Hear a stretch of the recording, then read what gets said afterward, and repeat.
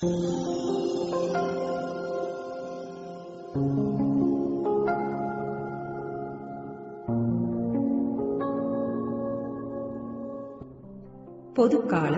7ஆம் வாரம், வெள்ளிக்கிழமை. முதல் வாசகம் சீராக்கின் ஞான நூலிலிருந்து வாசகம். இன்சொல் நண்பர் தொகையை பெருக்கும், பண்பான பேச்சு உன் மதிப்பை உயர்த்தும். அனைவரோடும் நட்புடன் பழகு, ஆனால் 1000-ல் ஒருவரே உனக்கு ஆலோசகராய் இருக்கட்டும். ஆய்ந்து நட்புக்குள். நண்பரையும் விரைவில் நம்பிவிடாதே. தன்னலம் தேடும் நண்பர்களும் உண்டு. அவர்கள் உன் நெருக்கடியான வேளையில் உன்னோடு இருக்க மாட்டார்கள். பகைவர்களாய் மாறும் நண்பர்களும் உண்டு. அவர்கள் உங்கள் பிணக்கை மற்றவர்களுக்கு வெளிப்படுத்தி உனக்கு இழிவை கொண்டு வருவார்கள். உன்னுடன் விருந்துண்ணும் நண்பர்களும் உண்டு.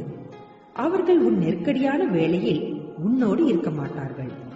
நீ நல்ல நிலையில் இருக்கும்போது அவர்கள் உன் உயிருக்கு உயிரான நண்பர்களாய் இருப்பார்கள்.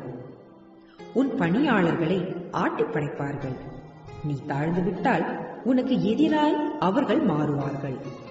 உன் முகத்தை விழிக்க மாட்டார்கள். உன் பகைவர்களிடமிருந்து விலகினேன். உன் நண்பர்களிடம் எச்சரிக்கையாய் இரு. நம்பிக்கைக்குரிய நண்பர்கள் பாதுகாப்பான புகலிடம் போன்றவர்கள். இத்தகைய நண்பர்களை கண்டவர்கள் புதையலை கண்டவரை போன்றவர்கள். நம்பிக்கைக்குரிய நண்பர்களுக்கு ஈடான செல்வம் எதுவும் இல்லை. அவர்களது தகைமைக்கு அளவுகோல் இல்லை. நம்பிக்கைக்குரிய நண்பர்கள் நலம் அளிக்கும் மருந்து போன்றவர்கள். ஆண்டவருக்கு அஞ்சுவோரே இத்தகைய நண்பர்களை கண்டடைவர். ஆண்டவருக்கு அஞ்சுவோரே முறையான நட்பு பேணுவோர். அவர்களை அடுத்தவர்களும் அவர்களைப் போலவே இருப்பார்கள். இது ஆண்டவர் வழங்கும் அருள்வாக்கு. இறைவா உமக்கு நன்றி. நற்செய்தி வாசகம். மார்க் எழுதிய நற்செய்தியிலிருந்து வாசகம். அதிகாரம் 10, இறை வார்த்தைகள் 1 முதல் 12 வரை. அக்காலத்தில் இயேசு புறப்பட்டு யூதேயா பகுதிகளுக்கும் யோர்தான் அக்கரை பகுதிக்கும் வந்தார். மீண்டும் மக்கள் அவரிடம் வந்து கூடினர். அவரும் வழக்கம் போல மீண்டும் அவர்களுக்கு கற்பித்தார். பரிசேயர் அவரை அணுகி, கணவன் தன் மனைவியை விலக்கி விடுவது முறையா என்று கேட்டு அவரை சோதித்தனர். அவர் அவர்களிடம் மறுமொழியாக, மோசே உங்களுக்கு இட்ட கட்டளை என்ன என்று கேட்டார். அவர்கள், மோசே மணவிலக்கு சான்றிதழ் எழுதி அவரை விலக்கிவிடலாம் என்று அனுமதி அளித்துள்ளார் என்று கூறினார்கள்.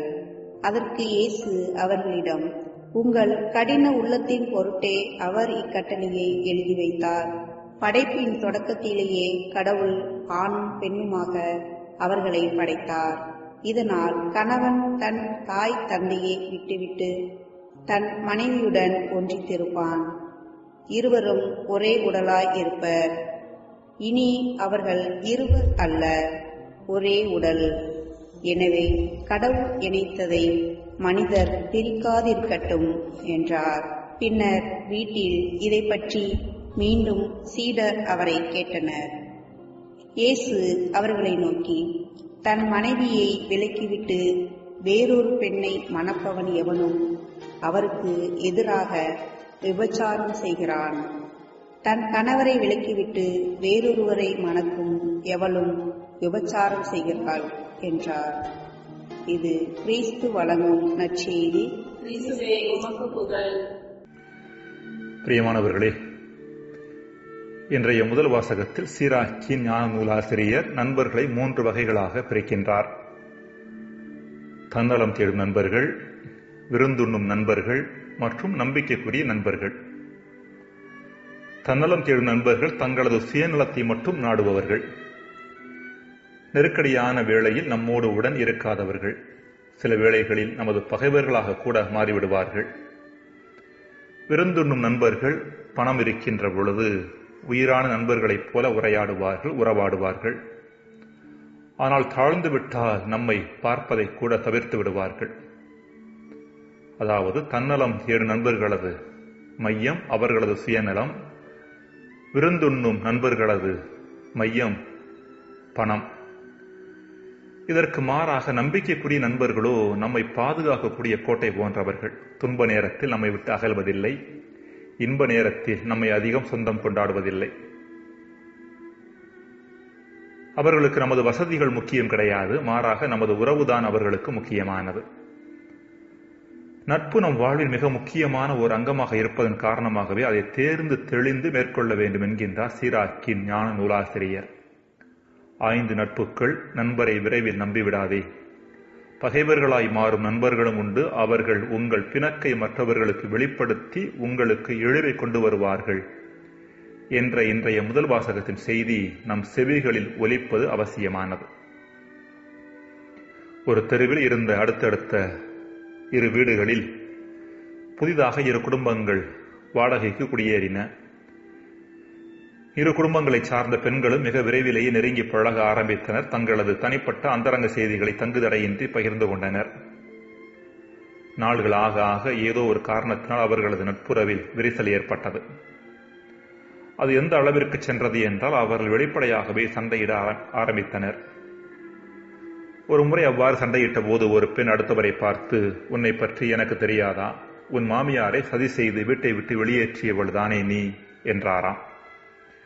உடனே அந்த பெண், நீ மட்டும் என்னவாம்? உன் நாத்தனாருக்கும் மாமியாருக்கும் தீமூட்டி விடுபவள் நீதானே என்றாராம். தனிப்பட்ட அளவில் பகிர்ந்து கொண்ட அனைத்தையும் எல்லோர் முன்னிலையிலும் வெளிப்படுத்தி தங்களையே கேவலப்படுத்திக் கொண்டனர். தன்னலம் தேடும் நண்பர்களிடமும் விருந்துணும் நண்பர்களிடமும் சிக்கிக் கொண்டோம் என்றால் நமது வாழ்வு சீரழிய ஆரம்பித்துவிடும். இதற்கு மாறாக நம்பிக்கைக்குரிய நண்பர்களோ வாழ்வை சீர்படுத்துகின்றனர். சாக்ரடீஸ், நம்பிக்கைக்குரிய நல்ல நண்பனை விட மேலான செல்வம் இந்த உலகில் ஏதுமில்லை என்று சொல்கின்றார். அன்புக்குரியவர்களை, தன்னலமற்ற நல்ல நம்பிக்கைக்குரிய நண்பர்களை கண்டடைவதற்கான வழியை இன்றைய முதல் வாசகம் நமக்கு கற்றுத்தருகிறது. நம்பிக்கைக்குரிய நண்பர்கள் நலம் அளிக்கும் மருந்து போன்றவர்கள். ஆண்டவருக்கு அஞ்சுவோரே இத்தகைய நண்பர்களை கண்டடைவர் என்கின்றார் சீராக்கின் ஞான நூலாசிரியர்.